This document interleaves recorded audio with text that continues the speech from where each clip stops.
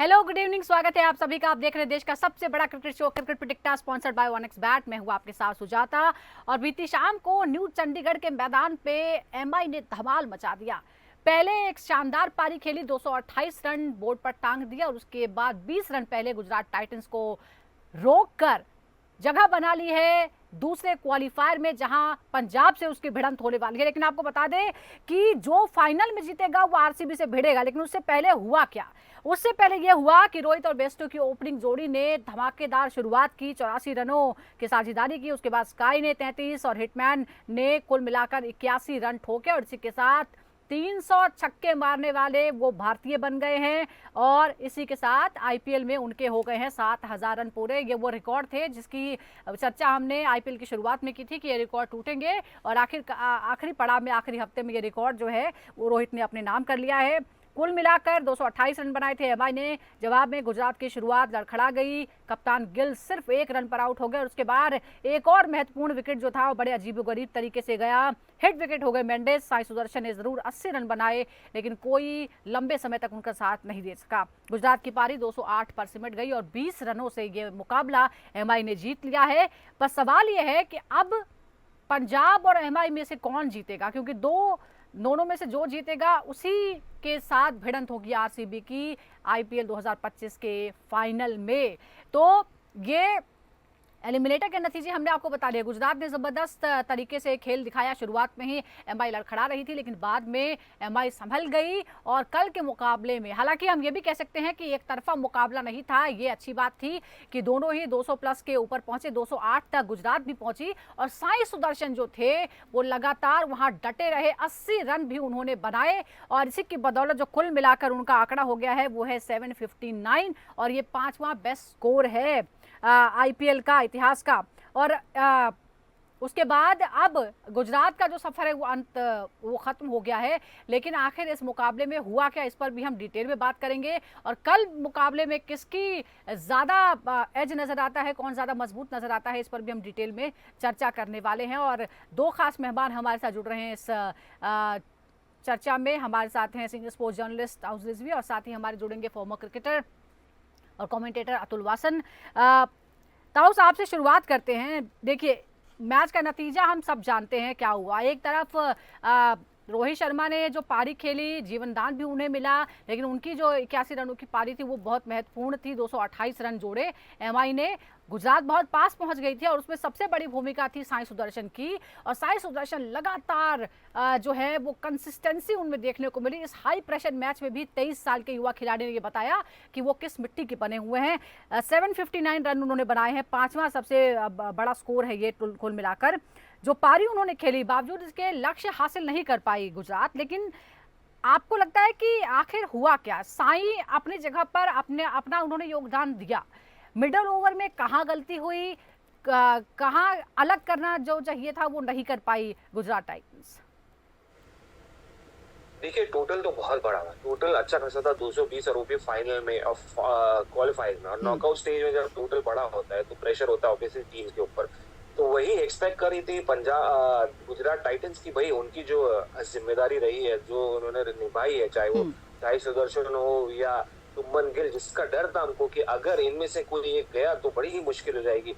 और ये वही हुआ, मुश्किल हो गई थी क्योंकि शुभमन गिल जल्दी आउट हो गया। तो इसके बाद क्योंकि पूरी जिम्मेदारी पूरे साल उन्होंने सीजन भर इन दोनों ने उठाई। और Jos Buttler, again Jos Buttler नहीं थे, एक और बड़ा डिसहार्टनिंग था इनके लिए कि अगर जॉस बटलर होते तो मौका और ज्यादा बढ़ जाता, चांसेस ज्यादा बढ़ जाते जीतने के। फिर आपका मिडिल ऑर्डर टेस्ट नहीं होता। तो अब साई सुदर्शन करे तो कितना लंबा करे।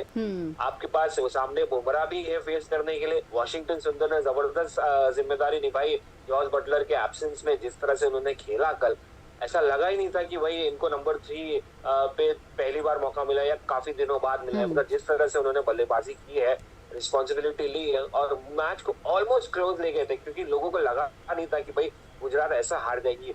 बट एक हुक्म का इक्का जो हमेशा रहता है मुंबई इंडियंस के पास, उसने फर्क पड़ा दिया। उसने पूरा चेंज कर दिया गेम। जसप्रीत बुमराह ने जिस तरह से विकेट निकाली, वो मोमेंटम धीरे धीरे पता चल गया कि यार ब्रेक हो गया।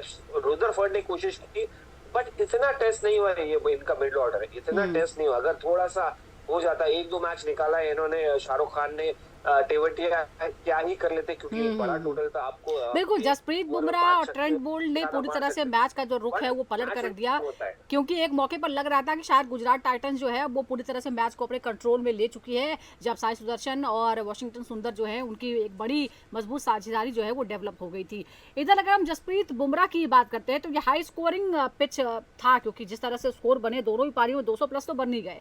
4 ओवर में सिर्फ 27 रन उन्होंने दिए।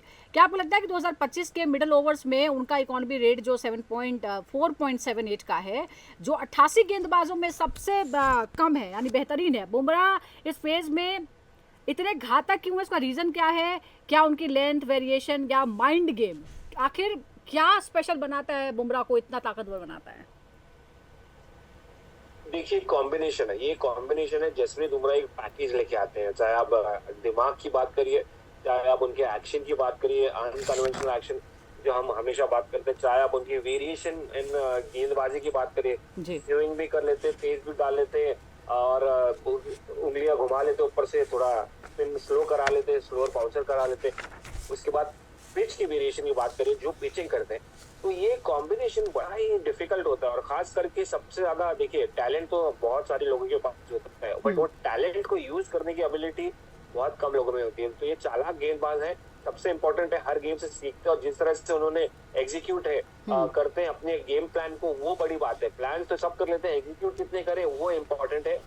ये उनमें से बहुत ही रेयर में से उसमें से जसप्रीत बुमराह, इसलिए वो सिर्फ यहाँ पर मैच विनर नहीं है, ये वर्ल्ड ओवर मैच विनर है, हर फॉर्मेट में मैच विनिंग दिखाएंगे। और देखिए, इसमें कोई सरप्राइज की बात नहीं थी कि बुमराह इतने साल से मुंबई इंडियंस जीतती आ रही है, इन्हीं की बदौलत।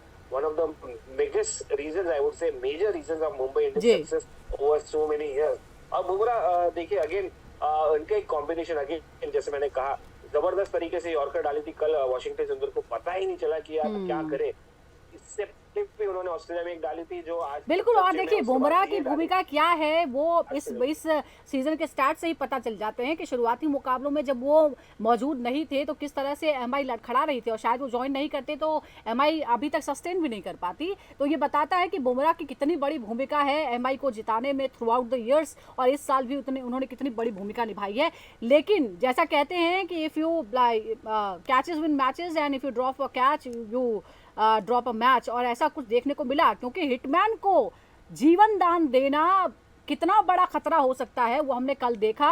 और कैचेस ड्रॉप करने के मामले में गुजरात जो है वो 2025 के आईपीएल में टॉप पर पहुंच गई है। कुल मिलाकर 31 कैच जो है वो गुजरात ने ड्रॉप किए हैं, 30 राजस्थान रॉयल सेकंड नंबर पर है, दिल्ली कैपिटल्स ने 25 कैच ड्रॉप किए जो कि तीसरे नंबर पर रही। और कैचेस का क्या महत्व होता है वो कल हमें फिर से देखने को मिल गया है। 7000 रन जो हैं वो पूरे कर लिए हैं, ये रोहित शर्मा की उपलब्धि रही है, 300 छक्के भी उन्होंने मार दिए हैं। लेकिन अगर हम टोटल की बात करें तो अतुल जी भी हमारे साथ जुड़ गए हैं। अतुल जी, कल का जो हमने मैच देखा, क्योंकि उम्मीद नहीं थी, मुल्लापुर में जो एक दिन पहले हुआ था कि 101 पर धराशायी हो गई टीम, और लगा था कि शायद वैसा ही कुछ होगा, पर ये बिल्कुल कॉन्ट्रास्ट में था। 200 प्लस रन जो है वो दोनों ही पारियों में बने, कुल मिलाकर 436 रन बने।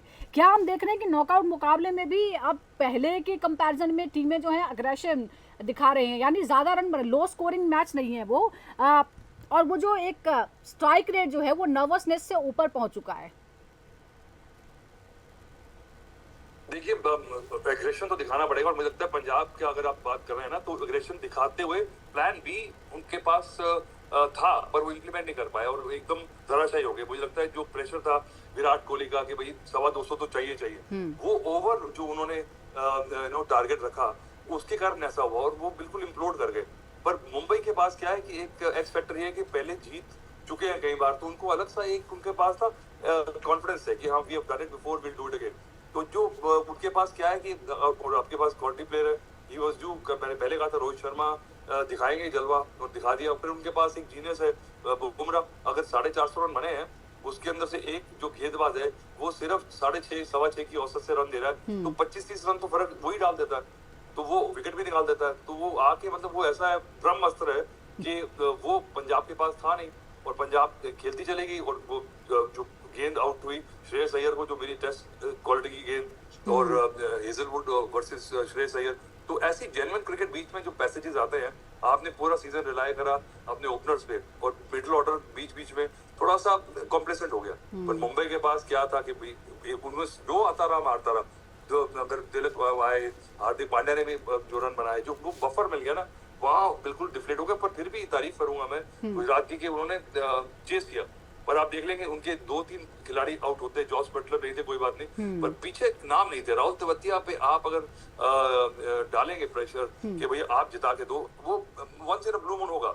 और हमने अतुल जी इस बारे में बात भी की थी कि जो मिडल ओवर है, सडनली अगर हाई प्रेशर मैच में वो एक्सपोज हो जाते हैं तो वो प्रेशर में आ जाएंगे, और कल हमें देखने को मिला। अब मिडल ओवर्स में स्ट्राइक रेट हालांकि जो है वो बहुत बेहतरीन रहा है। उसका रीज़न ये भी कहा गया कि ओपनर जो है वो लंबा खेलते हैं तो वो वहाँ पर मेंटेन करते हैं स्ट्राइक रेट को, जो 10 के ऊपर है उनका रन रेट। अब सवाल ये है कि 208 रन तो बनाए लेकिन 20 रन पीछे रह गए। क्या इसका मतलब अतुल जी ये भी हम समझे कि जीटी की हार की वजह दरअसल बल्लेबाजी नहीं है बल्कि गेंदबाजी है, जो एक्स्ट्रा रन जो पड़े ना वही हार का कारण है? क्वाइट जी जनरल जो है साउथ अफ्रीकन जो है, उन्होंने भी इतने रन खा लिए, मतलब कि आप कंट्रोल नहीं कर सकते। 3 ओवर में 45-50 रन खा लिए उन्होंने।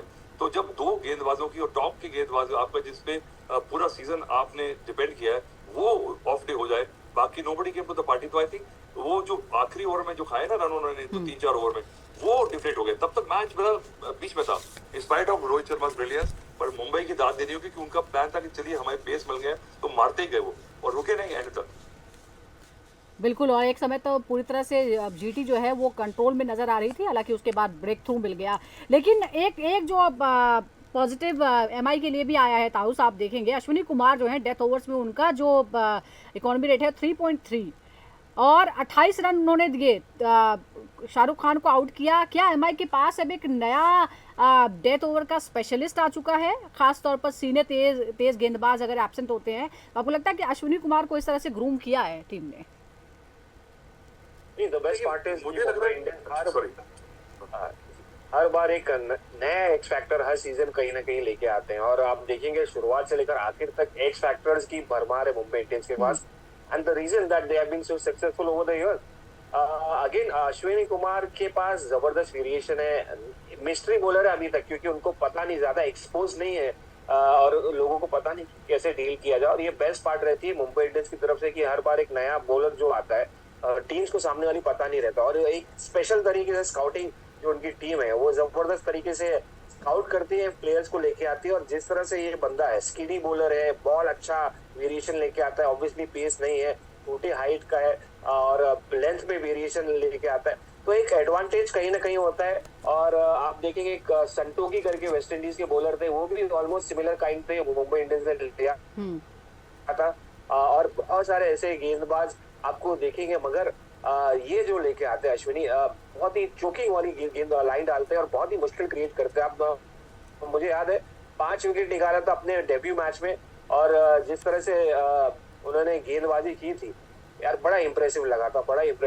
But I think he is another find of the season and one of the most economical bowler and match winner for the future as well. बिल्कुल, 2025 सीजन में हमें कई सारे फाइंडिंग्स हुई हैं, बिल्कुल फाइंडिंग्स हुई हैं, और जाहिर तौर पर उसको याद रखा जाएगा और वो भविष्य के खिलाड़ी बनेंगे। वैभव सूर्यवंशी भी एक ऐसी खोज है आईपीएल सीजन 2025 से जो मिले हैं हमें। अगर हम प्लेऑफ के सबसे ज़्यादा स्कोर की बात करें जो टीम ने बनाए हैं, तो वो गुजरात टाइटंस के नाम ही हैं। दरअसल 2023 में गुजरात ने 233 का स्कोर बनाया था और अब नंबर 2 पर आ गई है एमआई 228 रनों के साथ। अब जो है देखिए ये मुकाबला हो गया एमआई वर्सेस गुजरात, गुजरात हारी, एमआई जीती और अब वो सेमीफाइनल्स में है, यानी क्वालिफायर 2 में उसका मुकाबला होने वाला है पंजाब के साथ। दोनों टीमों का क्या कॉम्बिनेशन है, कौन किस पर भारी पड़ सकता है, अभी तक का रिकॉर्ड क्या है, अब इस पर हम बात करते हैं।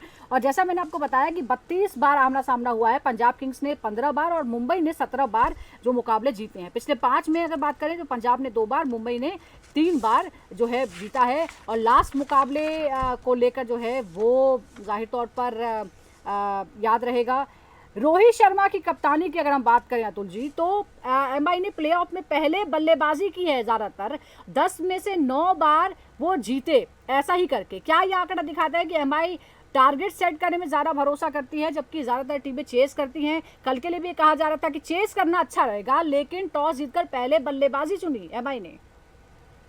देखिए पहले मुझे लगता है मल्लापुर का अंदाजा काफी टीमों को नहीं है, दोनों टीमें पहली बार खेल रही हैं यहाँ पे। शुभमन गिल यहाँ पे काफी खेले हैं, तो उनके पास सिर्फ अकेला ऐसे थे जिनको एक्सपीरियंस था। पर मुझे लगता है ये बताता है कि माइंडसेट जो है ना टीम का, ये रोहित शर्मा की और हार्दिक पांड्या की सोच नहीं है। ये लगता है टीम मैनेजमेंट का जो है ना पूरा कलेक्टिव डिसीजन होता है, और उस दिन क्या कंडीशंस होती है। आप एक चीज पॉलिसी को लेके, टैबलेट को लेके चल नहीं सकते। आप बोले कि हम कैसे करेंगे। और ये बात भी सही है कि उन्होंने कहा कि देखिए we will put the target, let them chase. अगर 180 पे मैच रुकता तो बड़ा मजा आता, क्योंकि 180 बनाने भी मुंबई इंडियंस को भरोसा है कि वो रोक सकते हैं। पर रोहित शर्मा अगर चल गए तो वो जो 25-30 रन का जो कुशन था वो मुसीबत पैदा करता है, वो आपको मजबूर करता है कि नॉन परसेंटेज शॉट मारने के लिए, और आप जीतते। तो मुझे लगता है कि confidence of the team is more important and conditions are god in cricket. ऐसे पहले सोच के नहीं करते आप कि क्या करेंगे, और पुराने आप रिकॉर्ड बता रहे हैं वो मायने नहीं रखते, क्योंकि आज मैच में मेरी क्या स्ट्रेंथ है, क्या कंडीशंस है, क्या माहौल है, उसके हिसाब से मैं डिसीजन लूंगा। पहले से सेट होके नहीं करते आप।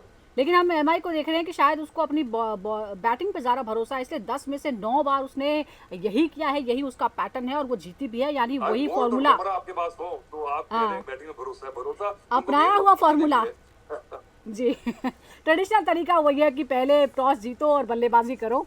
अच्छा, शुभमन गिल के अगर हम देखें तो प्लेऑफ में जो प्रदर्शन है उनका वो लगातार इसी तरह का रहा है, और कल शायद सबसे खराब प्रदर्शन जो है उनका देखने को मिला।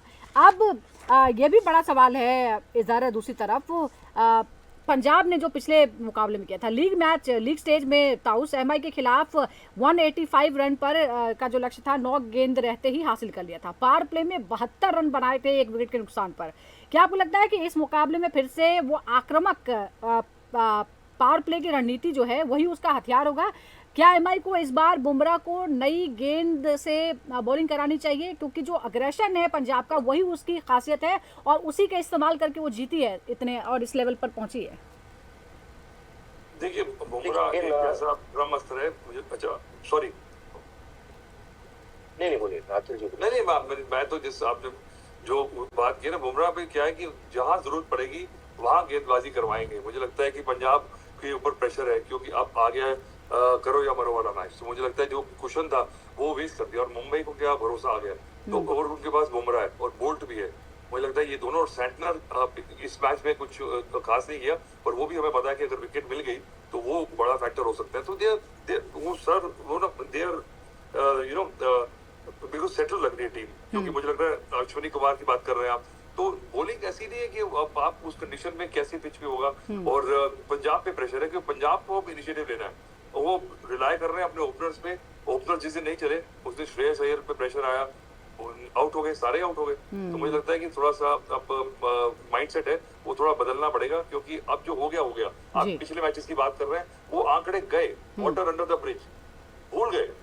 अगले दिन क्या है कि आप मैंने मैच खेलना, ये कंडीशन है, ये टीम है मेरी, ये मेरी स्ट्रेटजी है, प्लान ए प्लान बी, और ये है बस। पर डे पर मैच आपको स्ट्रेटजी बनानी होगी। ताउस, आपको लगता है कि बुमराह जितने प्रभावशाली वो पुरानी बॉल से हैं, क्या वो नई बॉल से उतने प्रभावशाली हो सकते हैं? क्या इस तरह का चांस ले सकती है एमआई? नहीं, वो तो हर गेंद से, आप नई गेंद लीजिए, पुरानी गेंद लीजिए, सेमी न्यू लीजिए, वो तो कर ही लेते हैं, और वो उनके पास एबिलिटी है करने की। बट एक डिसएडवांटेज ये भी हो जाता है कि अगर आपने नई गेंद डलवा दी तो जो नंबर 1 चेंज का प्रेशर है या बीच का प्रेशर है वो कौन झेलेगा? क्योंकि देखिए ट्रेंट बोल्ट भी एक क्लास बॉलर है, लेफ्ट आर्म पेसर है, जिस तरह से उन्होंने ये साल डाला है, one of the reasons other than Bumrah that Mumbai Indians has been successful. उसके अलावा उनके साथ दीपक चाहर रहे हैं, और दीपक चाहर करने के लिए क्लीन है। नया गेंद कौन करेगा? तो इनको रोकने के लिए देखिए, अगेन मैं थोड़ा अतुल भाई से कॉन्ट्रडिक्ट करना चाहूंगा कि इन्होंने अभी तक प्लान भी यूज नहीं हुआ है पंजाब किंग्स का। अभी तक उन्होंने पूरा ऑलमोस्ट कपल ऑफ मैचेस छोड़ के ये अपने ओपनर्स के ऊपर ही रहे हैं। और अगर सडन गेम चेंज में होगा प्लान, इनके स्ट्रैटेजी पूरी नई माइंडसेट लेके आएंगे, तो ये दोनों प्रेशर में आ जाएंगे। तो शायद चांसेस है नहीं कि विकेट चली जाएगी या थोड़ा स्लो हो जाएगी, शेल में चले जाएंगे। तो यानी प्रेशर वाले मैच में एक्सपेरिमेंट नहीं करना चाहिए आपको ये लगता है कि जैसे वो खेलते आए हैं आखिरी मैच में भी वो इस तरह से खेलें और उसके बाद चांस ले। अब सूर्य कुमार यादव की बात करते हैं अतुल जी, 640 प्लस वो रन बना चुके हैं, एमआई के लिए सबसे ज्यादा पूरी हिस्ट्री में है। क्या आपको लगता है कि पंजाब के पास जो बॉलर हैं, स्पिनर्स हैं, स्लोअर गेंदबाज हैं, स्काई स्पिन के खिलाफ स्ट्राइक रेट जो है 138 का है, क्या इस मैच में ये निर्णायक फैक्टर बन सकता है? देखिए अब सूर्य कुमार यादव जो है वो कंप्लीट प्लेयर है, तो मुझे लगता है कि ऐसा कोई वो हवा नहीं है कि स्पिन पे प्रॉब्लम होगी या पेस पे। I think according to situation जो है वो जो जिस पोजीशन पे खेल रहे हैं, पूरी टीम का जो फलक्रम है वो I think he carries that thing. वो अभी क्योंकि फ्लेक्सिबल कैप्टनसी भी कर रहे हैं कि भाई चलो कोई आउट हो गया आप चलो, तो ये नहीं कि उनका सेट बैटिंग ऑर्डर है, because he has to come after the power plays and take the game till 14-15 over and then let the तो वो जो पेस आउट करना है उनको बड़ा अच्छा आता है कि जो खिलाड़ी को जो गेम अवेयरनेस होती है ना वो आपके पास है, ये हमें पता लग गया। गेम शॉट्स तो सबके पास होते हैं पर वो चूज कर रहे हैं, गेम अवेयरनेस होनी किस तरफ एक्सेलेट करना है, वो I think he is a complete player. So I have no doubt कि he is under no pressure from spinners or any bowler. अच्छा, एक और बात है, एमआई ने प्लेऑफ में जब भी बल्लेबाजी की है तो 10 में से 9 बार वो जीते हैं। दूसरी ओर पंजाब को चेज करना पसंद है। ऐसे में क्या टॉस इस मुकाबले का सबसे अहम फैक्टर साबित होगा? आप दोनों से मेरा सवाल है। ताऊ साहब बताइए कि टॉस को लेकर और खासतौर पर जिस मैदान में ये होने वाला है, क्या आपको लगता है कि कोई स्ट्रैटेजी चेंज होगी या एमआई अपना ट्रेडिशनल तरीका चुनेगी और पंजाब चेज करना ही प्रेफर करेगी?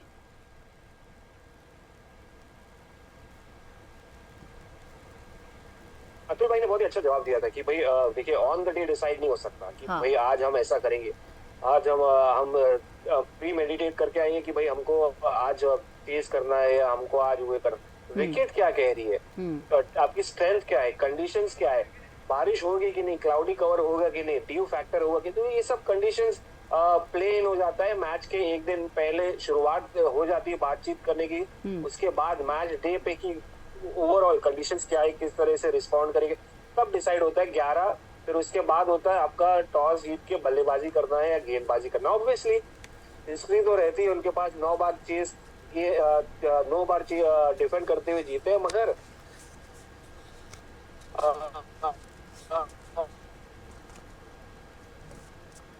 जी अगेन नागपुर में आप सोचे थे कि भाई पहली मैच पंजाब वाली सडनली क्या कोलैप्स हो गया, दूसरी मैच एक जी, और एक ही मैदान पे 2 दिनों में हमने 2 तरह के स्कोर देखे हैं। अतुल जी, आपको क्या लगता है कि जिस तरह से हमने बात की कि पूरे सीजन में आप जिस तरीके से खेले हैं आप उसी तरीके से खेलिए, आपको लगता है कि नहीं ये टाइम जो है वो एक्सपेरिमेंट का है और आप सामने वाले को चौंका सकते हैं कुछ करके? ऐसा नहीं, एक्सपेरिमेंट तो आप भूल जाएं। मुझे लगता है कि जो चीज अब तक चल रही है, एक मैच 2 मैच मुझे लगता है तो थोड़ा सा संभल के खेलना जो है ना, उनको जो प्लेयर्स जो ओपनर्स हैं अपने सिमरन है, आई थिंक उनमें से एक को क्लिक करना बहुत जरूरी है। सैयद भी इफेक्टिव होंगे अगर ये थोड़ा सा स्टार्ट देंगे। पहले 6 ओवर को कल देखिए, बिल्कुल नए मैच के लिए नई स्ट्रेटजी तो बनानी होगी, लेकिन जो अपना तरीका है उसी को और मजबूत करना होगा, क्योंकि इस तरह के हाई प्रेशर मैच में पहले ही दबाव बहुत ज़्यादा होता है। अगर आप नई कोई चीज़ें करेंगे तो शायद और ज़्यादा प्रॉब्लम्स आ सकती हैं,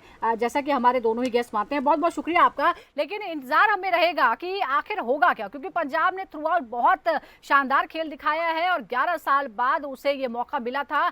पिछले मुकाबले में जो क्वालिफायर था उसमें थोड़ा सा कमज़ोर टीम नज़र आ रही थी, लेकिन देखना होगा कि अब इस मुकाबले में एमआई के खिलाफ पंजाब की क्या स्ट्रेटजी होती है, या फिर 5 बार की जो चैंपियन है एमआई उसका दबदबा और उसका प्रेशर हैंडल करने का जो तजुर्बा है वो यहां पर काम आता है। बहुत बहुत शुक्रिया आपका, दोनों ही मेहमानों का और दर्शकों का भी बहुत बहुत शुक्रिया हमारे साथ जुड़ने के लिए। इसी तरह जुड़े रहिए क्रिकेट प्रेडिक्टर के साथ।